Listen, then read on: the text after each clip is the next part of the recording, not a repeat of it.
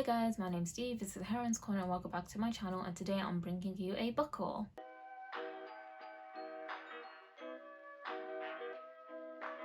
So this is a very specific book haul because most of the books I'm going to be showing you guys today are a part of the Jhalak Prize long list, and this is a very recent book prize. I think it was created in 2016, 2017, and this book prize is basically there to showcase writers of color who are British, and I just love that, and I feel like this is just the perfect book prize for me to follow. I'm not going to be reading every book on the long list because I don't have the funds for that, but I will really try to read the shortlist that comes out in late April, I'm pretty sure. But yeah, so from the long list, there's an adult long list, and now there is a children's or YA long list. I picked up 4 books that I was already interested in, or books that I was planning to read anyways. So ordered those books and I'm going to show you guys them today. Before we start off with that section of a book haul, I do want to talk about some books that publishers have sent me recently, because I don't think I'm going to be doing another book haul that very soon. So the first book I want to talk about is Dream Country by Ashay Brown, and this is such a stunning proof copy, guys. Like, look at that. But so this is a YA fantasy, and it was Onway Press who sent this to me. I'm so interested to see what that small independent publisher puts out, and this is one of the books that I was excited for. The little package they sent me was so cute as well, because I got a letter from the author, and I also got this print here. It's like a little poster, and that's just so, you know, that's so cool. I love that. But essentially this book is about triplet gods. So we have like the god of sleep, the god of dreams, and god of nightmares, and these triplet gods, like each one of them is a suspect in their mother's murder, and then they're kind of trapped in this place until a mortal comes, and this mortal has like fantastical abilities and enters into this realm. And I'm pretty sure like the plot ensues there. You guys know I don't really like knowing a lot about this book. I do know that this book is apparently influenced by Brazilian and Kenyan cultures, which is just sounds like such a interesting mix of cultures. And yeah, I'm planning to read this real soon because I don't know, like it just sounds so amazing. Then the next book I got is Excuse Me While I Ugly Cry by Joya Gaffney, and this is again a YA book, and this is YA contemporary from a black author. Quinn has a journal that lists a lot of different things, so like lists the times that she cried, lists the things that she wants to do, and all these different things. And then one day an Instagram account gets a hold of this journal and publishes part of these lists and starts blackmailing her, saying if she doesn't do certain things that they're going to publish more of her journal. She needs to team up with a boy that she hates to kind of track down who has her journal and what's going on, and obviously plot ensues.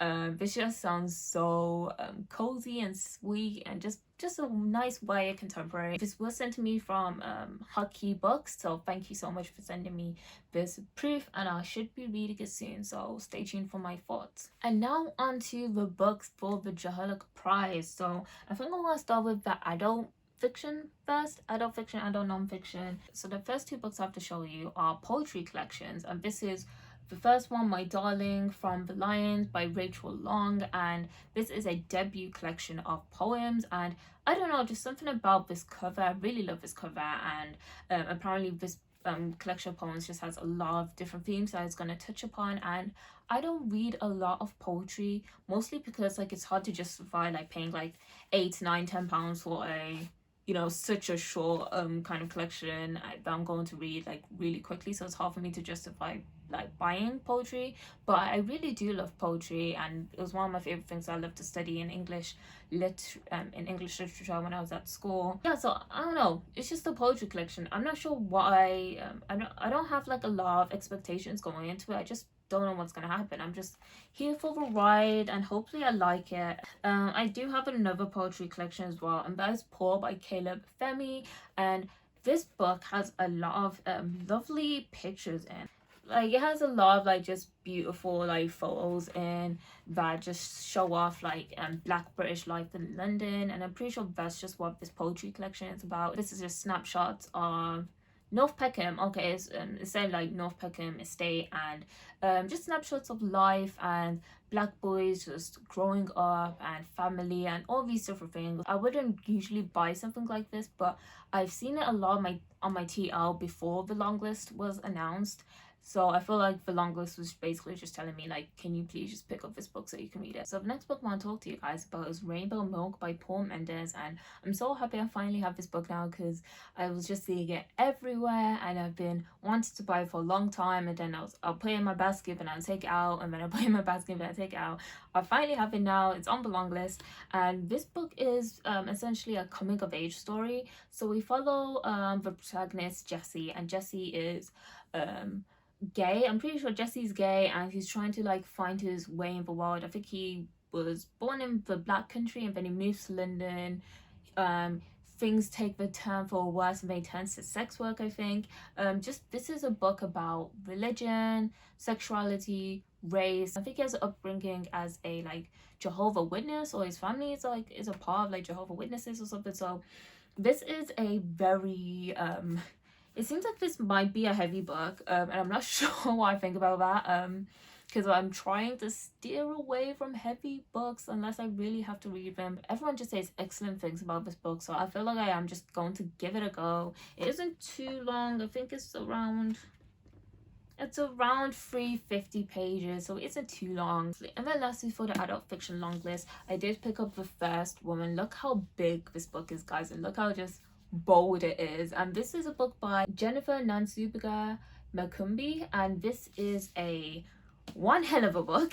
And the thing is, I feel like I tried to read this as a ebook like a while ago, and I didn't get past the first page. Like, I just wasn't in the reading mood for that.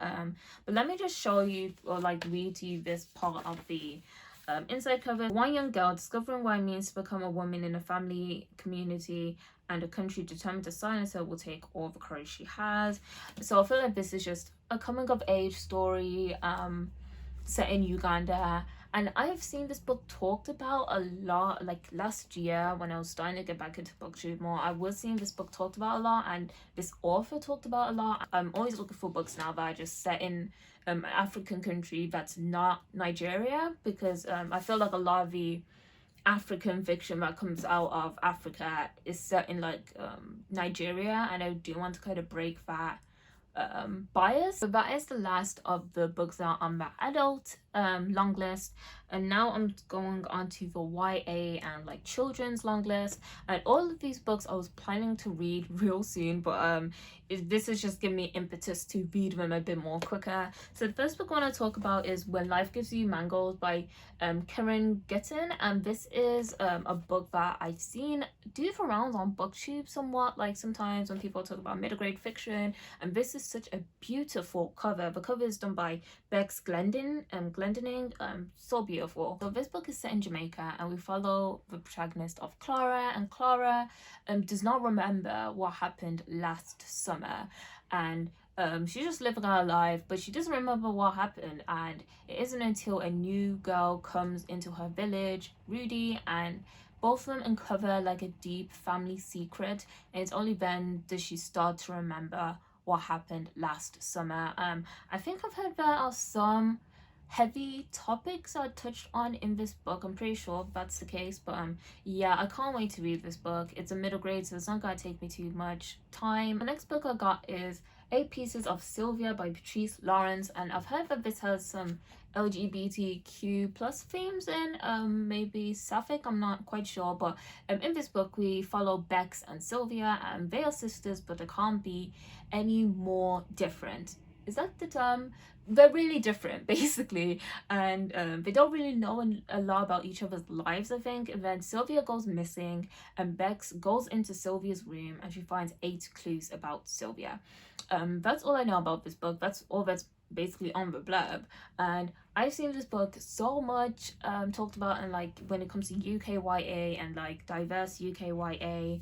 I really can't wait to read this book. I've been planning to read it for a while now. Now this is a book I've been seeing everywhere. So the next book is And the Stars Were Burning Brightly by Danielle Jawando. Again, we have a sibling-centered book. So we follow I think it's Nathan. So Nathan has a brother called Al, and Al sadly takes his life, and Nathan's just trying to figure out why he took his life. And he meets up with one of Al's classmates, and they basically try to keep his memory alive but also figure out why he eventually committed suicide. So this is going to be a heavy book, but I've been seeing it so much, and people, every time I see this book talked about, people talk about how much they enjoyed reading it. And then the last book that I want to talk about in this book haul is Cane Warriors by Alex Wheatle, and this is a book about a boy who was on the slave plantation. I'm pretty sure it's a sugarcane plantation. Yeah, cane warriors. And I think there's a slave rebellion about to take place. Follows the true story of Taku's war against British slavers in Jamaica 1760. So I do have a slight about books about slaves, but it seems like this is going to be about the stories about like a slave uprising or like more of a liberation story, so I'm fine with that. It's a small book as well, and I've been meaning to read a lot of Alex Wheatle's works this year. Like I really want to read a lot of his backlist, so this seems like the perfect kind of jumping off point. That is my short like book haul, guys. And then of course I had the ARC copies that I showed off earlier in the video. This is a small but mighty haul. Basically all of these books are books that have been on my radar for so long, so I can't wait to like read it. So that is it, guys, for my book haul. Please remember to like and subscribe down below. Follow me on Twitter and Bookstagram, and tell me in the comments if you've read any of these books, if any of these books are on your TBR. But that is it, guys. Thank you for watching my video, and I'll see you guys soon on another video. Bye.